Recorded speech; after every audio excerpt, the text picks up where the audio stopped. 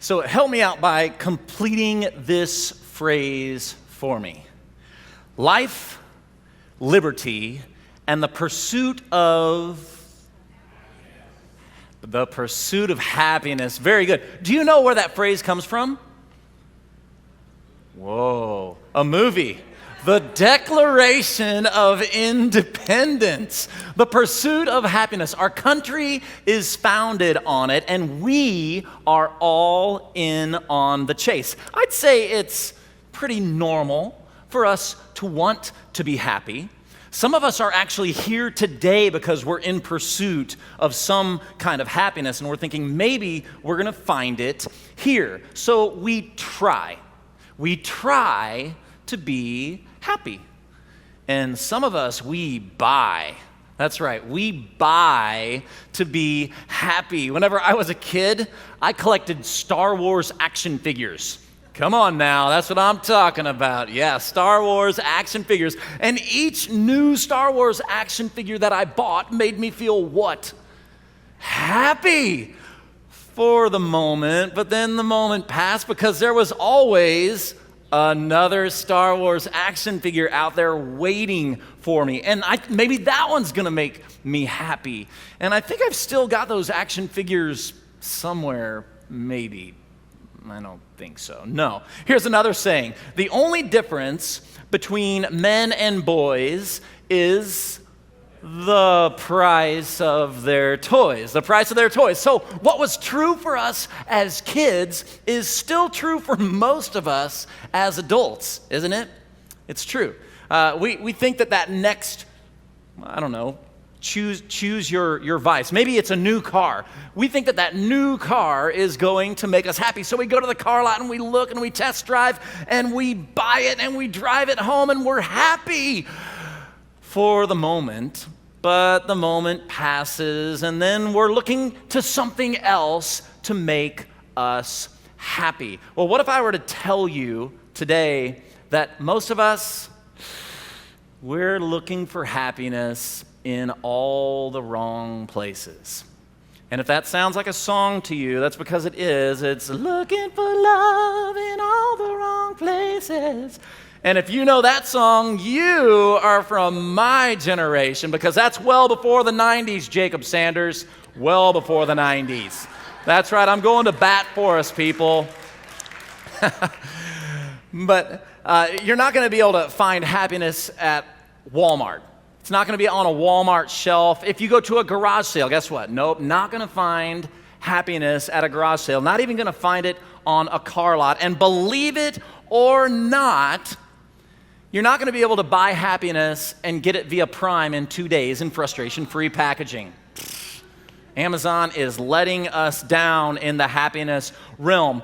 But here's what I used to know. Here's what I used to know about happiness, but I forgot somewhere along the way. Happiness is less about what and more about who. Happiness is less about what and more about who. And I think that you knew this when you were playing in the backyard as a little kid. It didn't matter what you were playing with as long as you were playing with the right who's in your life. In elementary school, as long as you found your group of who's, it didn't matter what you had. It was who that mattered. Then middle school, high school, forget all about the what because it became all about the who. It didn't matter what we had or what we didn't have. It didn't matter what we did. As long as whatever we did, we were doing it with our group of who's. That's what really mattered. And that was especially good for me because my parachute pants, they were from the Walmart shelf. That's right, they were. My Michael Jackson Thriller jacket with the zippers on it, it was like a 2-year-old garage sale hand-me-down. That was my sparkly glove. Do you guys remember the sparkly glove? Anybody? And people are like, are those real rhinestones? No, those aren't real rhinestones. That is called Elmer's and glitter. Elmer's and glitter, but doggone it, I could sport it. And for those of you who have no idea what I'm talking about right now, you can just beat it, all right? Thank you. But somehow what was true back then is still true today. Though many of us, we've forgotten it along the way. Happiness is less about what and more about who. And personally, I had a great reminder of this past weekend when my wife and I, we flew across the country to visit our son, our daughter-in-law, and our grandkids. Yes, it is true, I am a grandpa. So true, I prefer to go by Glampaw, but they don't call me that. They call me Grampy. I never expected to be a Grampy, people. Believe me, I never expected that. I didn't see it coming. And honestly, I personally was really looking forward to the getaway. I was looking forward to the what. That's the deal. The getaway that was going to be the vacation that sent us across the country to visit grandkids. The vacation I was looking forward to, and I was thinking, man, that is going to make me happy. Any of you guys look forward to vacations that way? You think, oh man, if I can just hold out until vacay. And then you experience vacay and you're happy. And then vacay's over and you're asking what's next, right? What's next? Why is it that we tend to forget happiness is less about what and more about who? So there I was, floating in circles on the lazy river with my granddaughter Lydia laying there on my chest. She's 2 years old. She's laying there on my chest, and I'm in a tube floating on the lazy river, and by about lap 3, she falls asleep. Have you ever experienced that? It was about lap 3 that I realized, I'm like, oh yeah, I forgot. Happiness is less about what and more about who. I had my granddaughter right there asleep on my chest. And actually, when I thought that happiness thought, I actually used the word joy. Joy is less about what and more about who. And I say joy because happiness, let's be honest, it can be kind of fleeting. Happiness is linked to happenstance. It's kind of random and unreliable. But joy is linked to relationship. Joy is rooted in love. Happiness just tends to happen. It comes over you at unpredictable moments or at a particular time, and it will go just as quickly as it came. But the joy that I experienced with my granddaughter there on my chest, especially when she fell asleep, that joy, even just sharing the experience with you today, I feel it. I feel it. That happiness kind of transitioned and made its way into joy. Was I happy to be there with her? Duh. Of course I was happy. Was I happy to be able to hold her there as she slept, and I put my head up against her warm head, and I could actually smell the scent of the coconut tear-free shampoo that her mother had apparently bathed her in? I could smell that. Was I happy in that moment? Yeah, I was happy. Was I happy when on about, I don't know, probably lap 8 or 9, she's sleeping there and I'm holding her, and all of a sudden I feel this steamy warmth soaking into my swim trunks and filling the hole that my bottom was resting in with the water. It was all becoming very, very warm. Was I happy when my granddaughter was peeing on me? Oh yeah, I was happy. I thought, I am never going to forget this moment. Even then, I was happy. Now, in my last teaching, the last time I was on this stage, I shared with you guys how when my wife and I brought our oldest son home from the hospital when he was born, he poopied in my hand. Now, I'm floating around the lazy river with his daughter, who's 2 years old, on my chest, and she pees on me? I gotta be thinking like father, like daughter. That's the deal there, like father, like daughter. Man, but that happiness wasn't fleeting like our laughter in these moments when we share stuff like that. that happiness was deeper. It was rooted in the who that is my granddaughter. It's born out of love. That happiness crossed the threshold into the realm of joy. And joy is less about what and more about who. You could say that joy will always involve a who or two. It's true, I tell you. It's true indeed. Stay with me, listen closely, and you will see.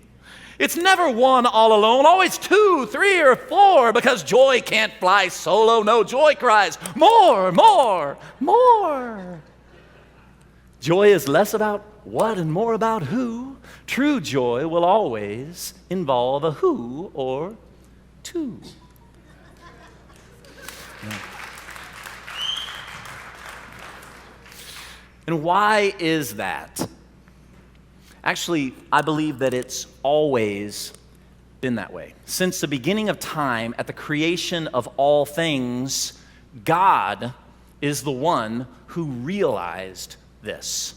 And I think it's kind of surprising when I read it myself, but he had created all sorts of whats and placed them in the garden. And each time he created a what, he'd be like, "Ooh, that's good." He'd create another one, be like, "That's so good. Did you guys see that?" And he created another one, he'd be like, "That's so good." Until he broke his streak of attaboys that he was giving himself. That's good. And he broke the streak by saying, "Whoa, that is not good." Well, what? What wasn't good? Well, the one who that God had created and placed in the garden, his name is Adam, surrounded by all sorts of brand new whats in the garden. He had no who's, no other who's to do life with. You might say, well, and I've heard this argument before, you might say, Adam in the garden had the greatest who of all time to do life with. It was God himself. But what if I were to tell you that God is not enough for you? I can tell by the look on your face that I better not tell you that. So it's a good thing that God told us that. He said, "It is not good for the man to be alone." God alone is not enough. Not enough for you, not enough for me, not enough for any of us. The who that is you needs other who's too. It's true. It's true. I could Dr. Seuss this all day long, but I think I better stop. It's kind of losing its pizzazz, you know? But God knew it way back in the beginning, and I think that most of us here today, we would agree that joy is less about what and more about who. Most of us would agree, which brings me to my question. Why? Why, if we all believe that, why do we buy into the lie that our happiness, that our joy is linked to a what? Actually, I think that the reason that we tend to drift back into what is actually linked to an unnamed who that makes an appearance in that original story of Adam in the garden all alone. God says it is not good for the man to be alone, so God causes Adam to fall into a deep sleep. And God reaches into Adam's side and he takes a rib from Adam's side and he fashions woman. And he wakes Adam. I can just picture this. Adam's waking up from his deep sleep. What's going on there? He wakes up and he opens his eyes to God's presentation of Adam's new partner. And Adam unknowingly names her in that moment with the, whoa, man. He is like very impressed with what God has fashioned here. And actually, he didn't name her whoa, man. She's called woman, but he gives her the name Eve. Now remember, I said the reason why we tend to drift back into what is linked to an unnamed who in the garden. So I wasn't speaking of Eve. She's a named who. The unnamed who actually makes his official appearance in the very next chapter, which would be Genesis chapter 3. Now, Adam and Eve in the garden, they were surrounded by all of the whats that God had placed in the garden with them, and they found their joy not in the whats, but they found their joy in the who. Adam finding joy in Eve, Eve finding joy in Adam, and the two of them, the man and the woman, finding joy in the great who, finding joy in God. Now, there was a particular what in the garden that God had assured Adam and Eve would bring them the extreme opposite of joy and happiness. He actually told them that eating of this particular what would ultimately result in death. Enter who number 4. Again, you have Adam, you have Eve, you have God. Who number 4, the author of Genesis describes as being a speaking serpent with a mouth full of lies.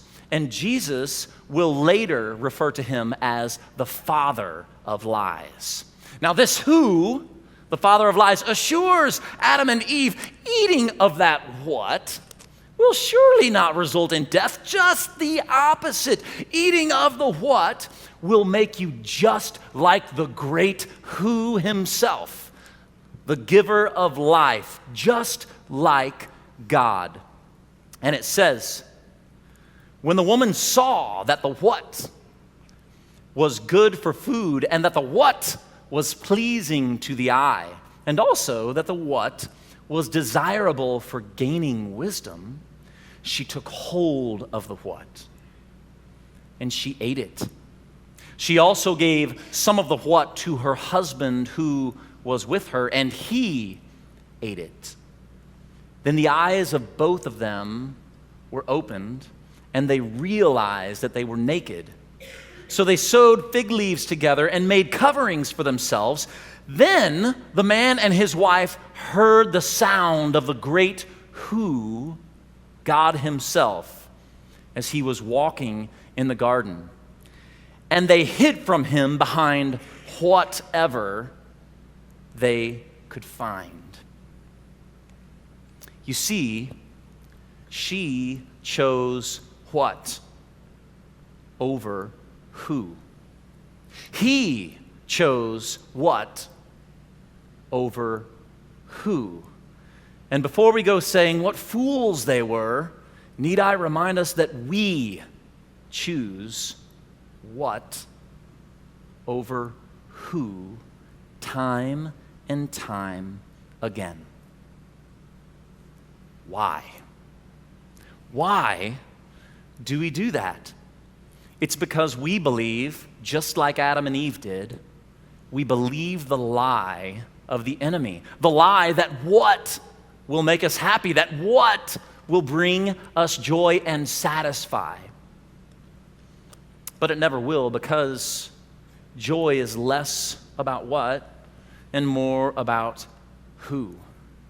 And until we realize that and remember that, we will waste our time pursuing what will never satisfy, and we'll continually be looking for what's next. There's a story of a businessman who takes an extended trip. And he finds himself sitting on the beach in a small fishing village. And as he sat, he saw a fisherman rowing his boat ashore just at sunrise. And he was astonished with the great catch of fish that this fisherman had brought in. He was so impressed that he asked him, "How long does it take you to bring in such a great catch?" And the fisherman replied, "Oh, just a short while." The businessman said, "Well, then why don't you stay out at sea longer?" And the fisherman said, "Well, I catch enough that I can sell some at the market and take the rest home to my family, and it's plenty to provide for our daily needs." And the businessman asked, "Well, what is it that you do with the rest of your day?" And the fisherman replied, "Well, after fishing, I'll take part of the catch and sell it at the market. Then I'll take the rest home to my family. We'll typically enjoy breakfast together. And after breakfast, I might do some chores around the house and play with my kids. I love to play with my kids in the mornings. When afternoon arrives, my wife and I, we take a siesta together. And as the sun begins to set, she and I will stroll into the village and we'll sip wine and we'll sing and we'll dance and we'll play music on into the evening. Sometimes we stay out nearly the whole night together." The businessman sat back and stroked his chin, and he said, "Could I give you a piece of advice, young man? Why, I've got a PhD in business management, and I see great potential in you. So from now on, you should spend more time at sea. Try to catch as many fish as possible. And what you catch, you should sell to make money. And when you have saved enough money, you should hire an extra hand. Buy a bigger boat so that you can acquire more fish throughout the day. And when you do this, you can sell these fish and you can buy multiple boats. You can set up a business right here on this island. Eventually, your business could grow such that you could move to the city away from this small fishing village. You could run an enterprise and put fishing businesses all around the island on the different shores." And the fisherman said, and what next?" He said, "Well, what would be next is once you've grown the business to a certain size, you could actually subdivide it and you could go onto the stock market and sell pieces of it where people would be giving their money to you to run your business. You'd be making so much money. You'd be a millionaire." And the fisherman said, yes, sir. And what next?" He said, "Well, once a business has reached such a size, you could sell it for a huge profit. You would never have to work another day in your life." And the fisherman said, "And what next?" He said, "You could sell it for enough that you could buy yourself a small cottage outside of a nice little fishing village on an island. You could rise up early in the morning just because you wanted to, and you could go fishing just for the fun of it. And after fishing, you could go home and you could eat breakfast with your family, and you could play with your grandkids on into the afternoon. And in the afternoon, you and your wife could take a siesta. And then you could stroll into the evening as the sun is setting to the village, and you could sip wine, and you could sing and dance and play music on into the night. You could stay out all night if you so desired."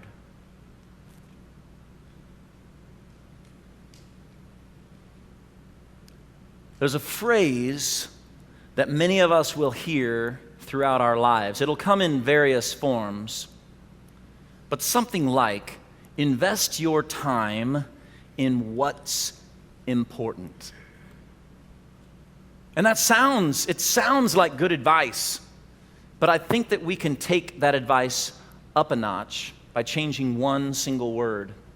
Invest your time in who's important. That's better advice. Because time is the one what that, if leveraged properly, can actually help us to experience joy in our lives. If we can learn to manage our time wisely, investing more of it in pursuing who's and less in pursuing what's, time can help us to experience more joy in our lives. I'm going to be speaking on how we can win our battle for our time in week 3 of the series that we're kicking off next week, Fight Club, Winning at the Battles That Matter Most. And I shared in one of our experiences that it's a good thing that I'm teaching on joy today and on time a few weeks from now, because as I'm teaching on this, I'm thinking, my goodness, I forget so often that joy is less about what and more about who, I get things out of order so often. And maybe you're a little bit like me, and you do the same thing. So here are some questions that we can ask ourselves starting today if we want to begin prioritizing who's over what's, so that we can experience more joy in our lives. Question number 1. This is a tough one. Do I work long hours to acquire what's? Sacrificing relationships with who's in the process. Ask yourself that question.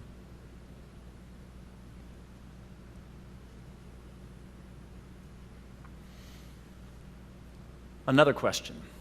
Do I busy myself watching or playing what's, and then say I don't have time for activities that involve who's?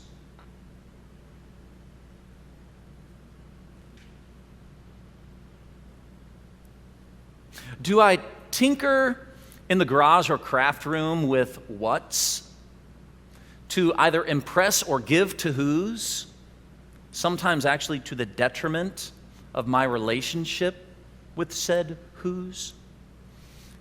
And if that's confusing for you, think about this. Do you go out and wash and wax your car? I mean, we do that oftentimes, not just to care for the car, but because we want to impress the who's in our life. So they look at our car, they're like, whoa, look at that car. Very nice. Maybe we spend time in our craft room creating homemade cards to give to people at Christmas that we'd actually rather not spend time with to begin with. Maybe we're guilty of those sorts of things. We invest our time in all sorts of what's to the detriment of our relationship with the who's. And the most important question of all is, do I truly believe that time is the most valuable what that I can invest in the who's in my life? Because until we do, we are going to experience a joy deficiency in our lives. This is true. So, along with those questions, how about some practical tips? Something that we can maybe have some application with. Practical tips might be turn off the TV. If you want to get real extreme, turn off the family Wi-Fi. What? Yeah, wouldn't that be crazy? How about turn off your phone? Set your phone to do not disturb after a certain hour. Use your vacation days. Oh, yeah, do that. Do that. Limit yourself to 40 to 50 hours a week. Parents, learn to play video games with your kids. Kids, learn to enjoy when your parents try to play video games with you, and do not mock those parents for doing so. Go on a walk together. Eat dinner together. Binge watch a favorite show together. Eat breakfast together. Do a project together. Key word, together. Join a Verve group together. Yeah, join a Verve group together. A Verve group is a group of about 6 to 16 people that get together regularly to grow in their relationship with one another and with God. And I promise you this, if you choose to join a Verve group and stick with a Verve group, your joy in life will increase and your burdens in life will decrease. And you're like, Dave, how in the world could you possibly know that my joy would increase and my burdens will decrease? Well, I've got to tell you, it's simple Verve group mathematics, people. Check this out. Let's say that you, all by yourself, have a little bit of joy. So that's joy times one person equals, do you know what the answer to this is? One joy. Understand? Following with me? Now, Verve Group Mathematics says that if you take that joy and you share it with one other person, if you know PEMDAS, follow with me. If you have no idea what PEMDAS is, don't worry about it.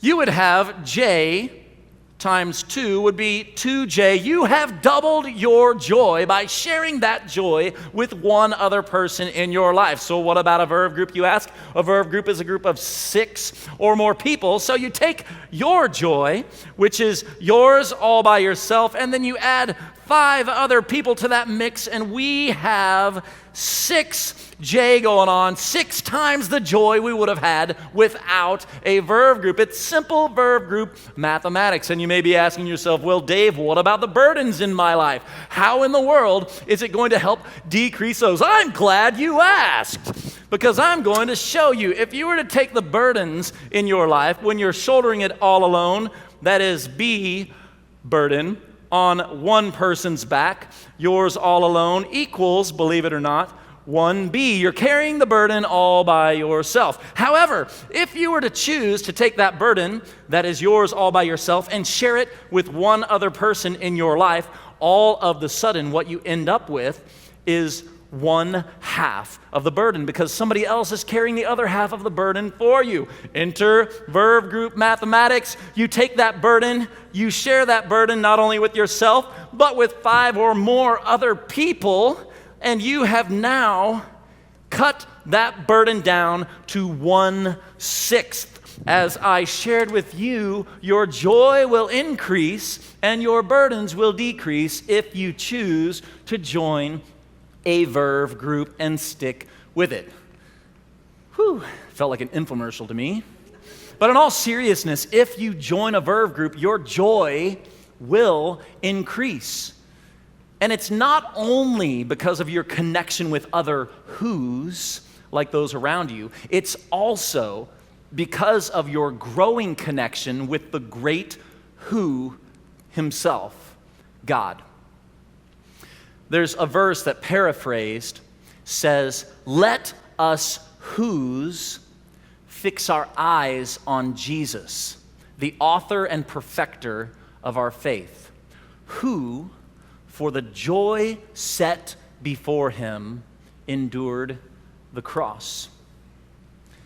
Now, that phrase, the joy set before him, it was an opportunity for him, by taking our burden on his own back, he took our burden upon himself and carried it all by himself, the weight of the cross, in order to restore our relationship with other who's, and especially to restore all of our relationships with the great who, God himself. So as we conclude today, what we're going to do is we're going to take some time to remember that Jesus gave his life on the cross for all of us who's. And the way that we do that here each week with Verve, the band will be coming out shortly to play a song and inviting us to sing along with them. And as they do that, anybody who desires is invited to approach the candlelit tables that are located around the room. And on the table, you're going to find a cup of juice that represents Jesus' blood poured out for you. You're also going to find a piece of bread that represents his body broken under the weight of the burden of our sins. And you take that cup and you take that bread back to your seat with you. And I want to challenge you to take a moment to examine the who that is you. Take a moment to examine yourself. The burdens that you carry, the burden possibly that you have been to others in your life. And then take a moment to acknowledge who Jesus is and to acknowledge what he has accomplished on our behalf, restoring our relationship with one another and with God himself. And you may be here today and you're thinking to yourself, Dave, you have no idea what I have done in my life. There is no way that God's joy is available for me. And in response to that, I would have to ask, have you forgotten so quickly. Joy is less about what and more about who. Let's talk with God. Jesus, thank you for who you are. You are perfection. Thank you for what you have done, for what you have taken upon yourself, and that is all of our sin and all of our brokenness. Thank you, Jesus, for who you have restored us to, that being with yourself, with the Father, and with your Spirit. And thank you for what the future holds, because as long as we are journeying with you, the great who, what our future looks like is bright.